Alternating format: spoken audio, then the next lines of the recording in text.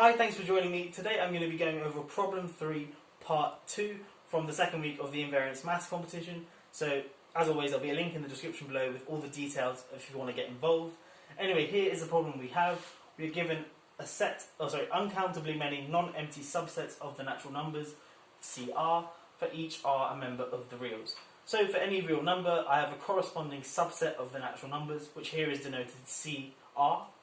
Okay, and the question is, does there or must there exist A, B, non-empty, which are both subsets of the reals, which are both finite and disjoint, such that the union of R a member of A, CR, equals the union of R a member of B, CR. Okay, so let me try and explain what this the question is.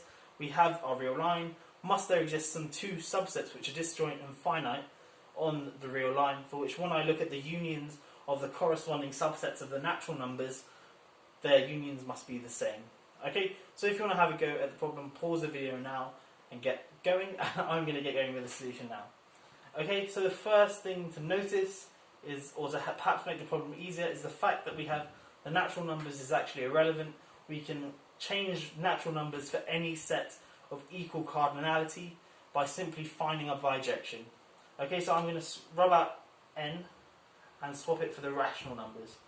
Okay, because you can see that if I can do it for a set of equal size, in this case the rational numbers, then by just sort of inverting the bijection, it will hold for the natural numbers as well.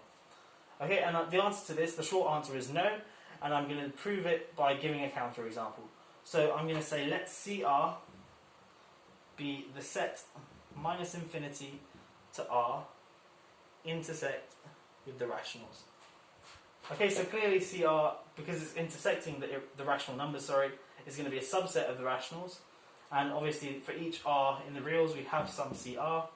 Now I'm going to prove that there are no sets A and B which are disjoint that have this property. Okay, so well, if A and B are disjoint subsets of the reals and they're non-empty, because they're disjoint, they don't share any elements, and they're both finite, so that if I take their union, it will still be a finite set, and then that union has some largest member. Now that largest member is either going to be a member of A or it's going to be a member of B, but it won't be a member of both. So let's suppose T is the largest member, so it is the max of A union B. And without loss of generality, T is a member of A and it's not a member of B. Okay, well then that means the union of R a member of A of CR, well that's going to be, remember how I've defined these CRs, it's all the rational numbers up to and maybe including R, but because all the members in A are going to be less than or equal to T, this is just going to be minus infinity T. Okay, because for all the elements in A which aren't T, the CR will be a subset of this thing, so when I take the union, it's just going to be minus infinity T. But now, because, let's say, S is the largest element in B, but because S is strictly less than T, because of my argument before, we have the union of the R, a member of B, CR, that's going to be minus infinity S. Oh, and sorry, that's supposed to be intersect the rationals, intersect with the rationals.